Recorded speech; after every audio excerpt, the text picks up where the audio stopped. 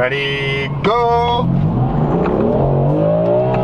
Oh my God! It's an absolute animal! Oh my Lord!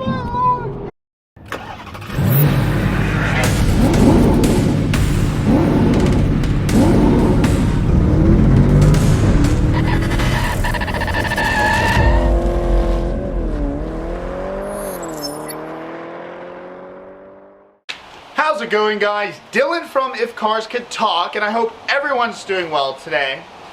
Now, many of you who own, or whom own, BMW M4s probably don't necessarily need to watch this video, because let's be honest, most of you have already modified your M4. You couldn't help it, and neither could we. Now, I've had this car for a week. It's been on loan from my brother, or maybe I stole it. I don't know. Let's use whatever operative words don't get me in trouble. But regardless, that is why it's absolutely filthy. I've been using it, I've been enjoying it, and really what I'm here to answer today is, can you daily drive a modified BMW M4? Because, well, most of you who are prospective buyers are eventually going to do it, and this is also for, well, some of the people that own them and are on the fence about modifying. If there are any of you left. Anyway, stay tuned, you might learn something from a man in a denim jacket. Now, I bring up this question for a reason because, well, this BMW M4 really has to be, well, one of the best daily drivers you can buy on the market today. Yes, I understand it is not cheap. It's not like buying a Corolla and dailying that. But this is buying a daily, well, where you love yourself, where you want to have a little excitement, have a little fun, be a bit naughty, and, well, sometimes be a bit ostentatious, but not too much. You see, that's the great thing about the looks. The looks of this car can be, well, you drive it to your office's parking lot, and the fellow employees aren't going to be questioning if you have a bigger salary and why the boss is being ostentatious. And you can drive this to a funeral, and, well, you're not going to be pissing too many people off who are mourning.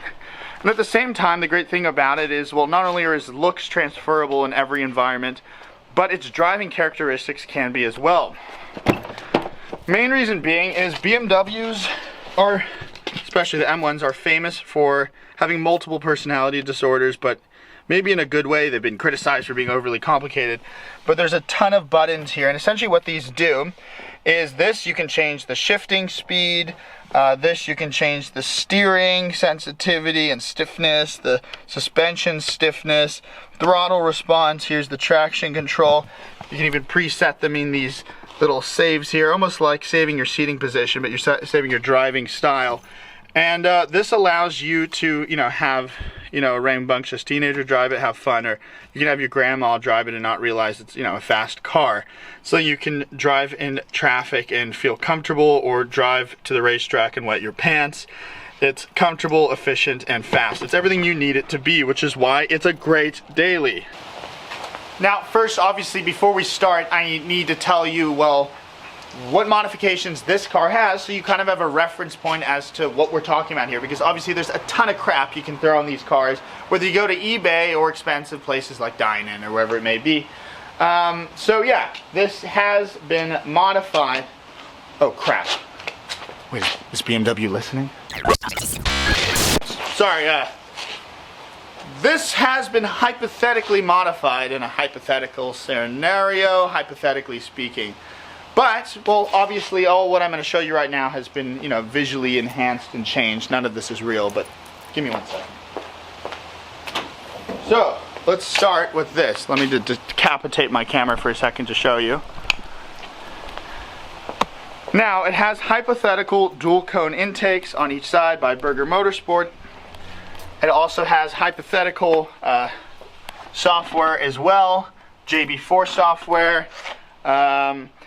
And it also has had the exhaust flap mod T, whatever thing it's called, done. So basically the flap's always open and it's obnoxiously loud. What else? Has a lot of carbon fiber in the interior. We've done it to match. So we have it on the front grills, the bottom valence here, there, where else? The tail. A lot of different stuff, aesthetically speaking, larger tips as well to go with that. And oh, that's weird. I've never seen that badge before in my life. you see these hypothetical blue intakes here? Well, one of the things I would say is a bit of an issue after you've hypothetically modified these. Well, you may think it's really cool sounding. It sounds like and it makes these breathing noises and it's all exotic and you sound like you've really done a lot to your car. You got to be careful what type of intakes they are, because even though you think it's cool, a lot of people really just think you're a ricer because it just sounds really weird and overdone. And then the second thing is, you take any girl in your car in the passenger seat, I don't care who they are, you rev the car, you let off the gas and make the breathing noise, they're just gonna think your car is broken, which is pretty crappy when you're driving a nice BMW around and you think you're really impressive, and they go, oh, what's wrong with your car? And you're like, I spent money on this thing. Anyway, listen.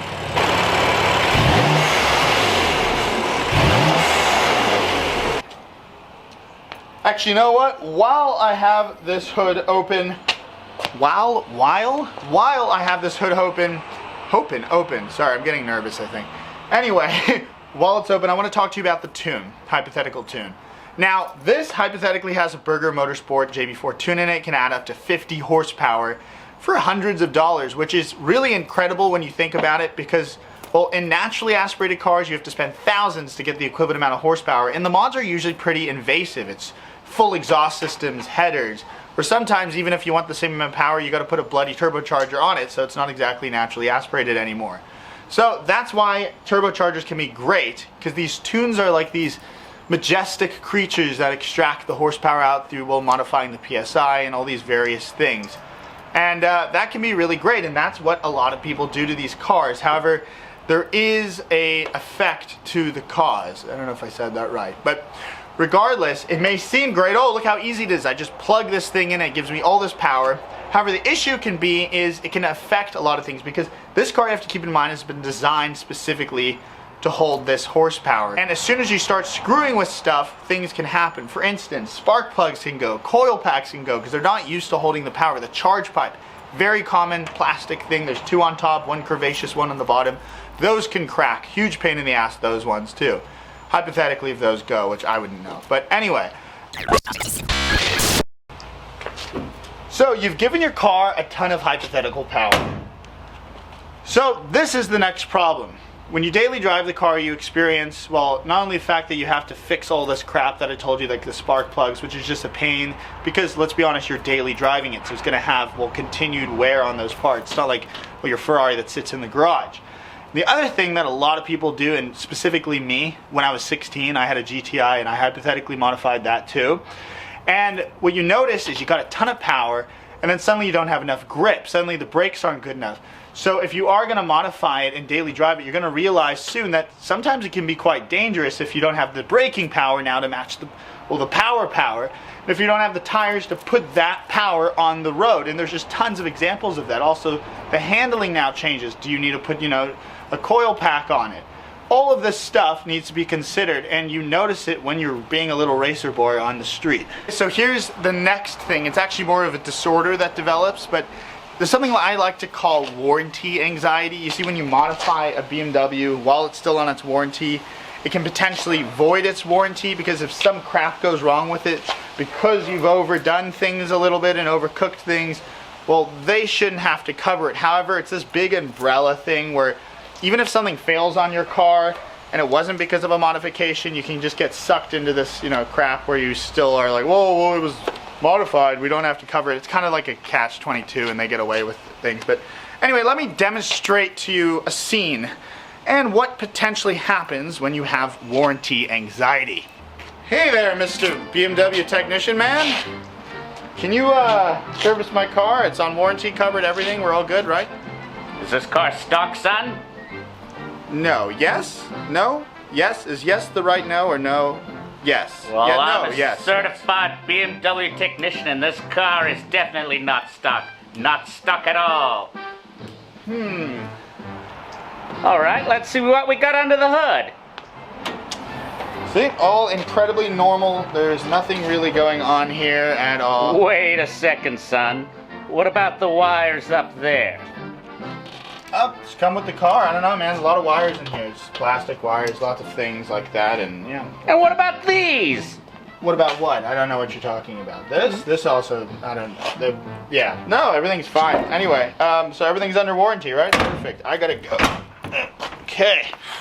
Alright, so this is not a particular feature on this car, but a very popular thing that people do in the modding community is, you know, coilovers, coils, spring things to lower the car, give it an aggressive look.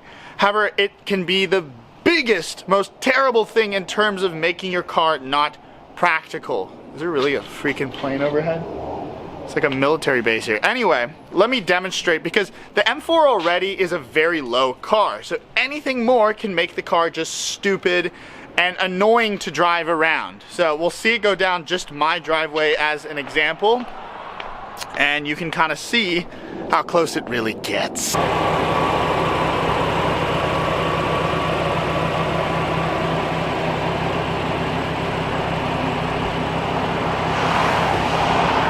Alright, so since the beginning of time, man has wanted to make his car louder. Also, women too, but men usually are more obnoxious. But regardless, there's been a huge amount of complaints about the BMW M4 and a ton of anxiety from all you BMW weirdo fanatics, just like the Porsche community can be, that this M4 wasn't going to be loud enough. 6 cylinders, it's going to be turbocharged, God forbid it's not going to have that NA sound. Well, this car we actually have done a little mod, a DIY. In fact, I did a video on it. I'll put that in the link below.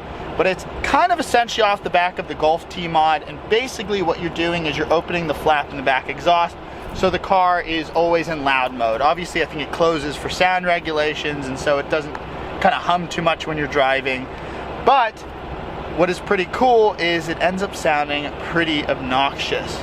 However, the one thing is your neighborhood will hate you. And even if they think you're a douchebag because you're driving an M4, this will just confirm it.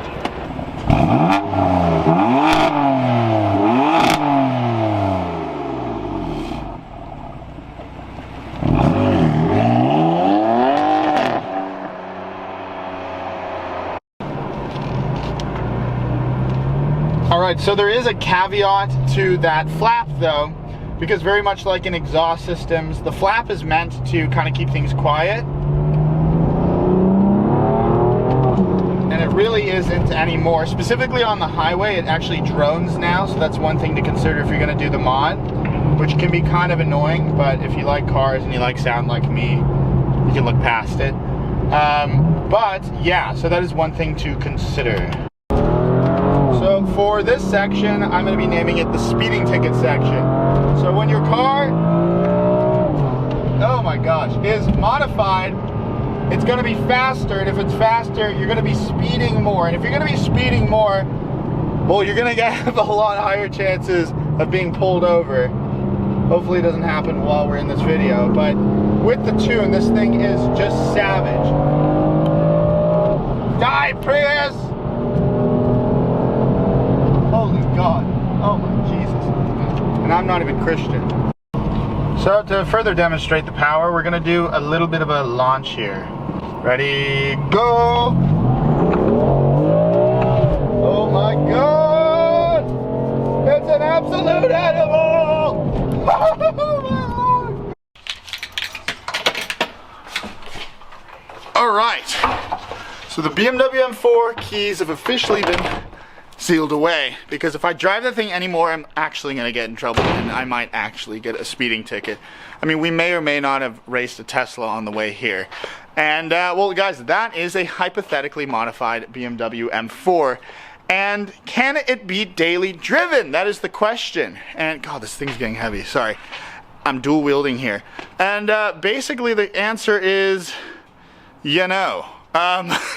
Already the M4 is an amazing daily driver. As I said, it is something that can fit in the realm of comfortability and speedability, and that is a rare thing. It's a thing that's more common nowadays. It's something that we saw maybe with the Bentley GT first introduced, a car that had modes, a car that was, well, able to be sporty and luxurious.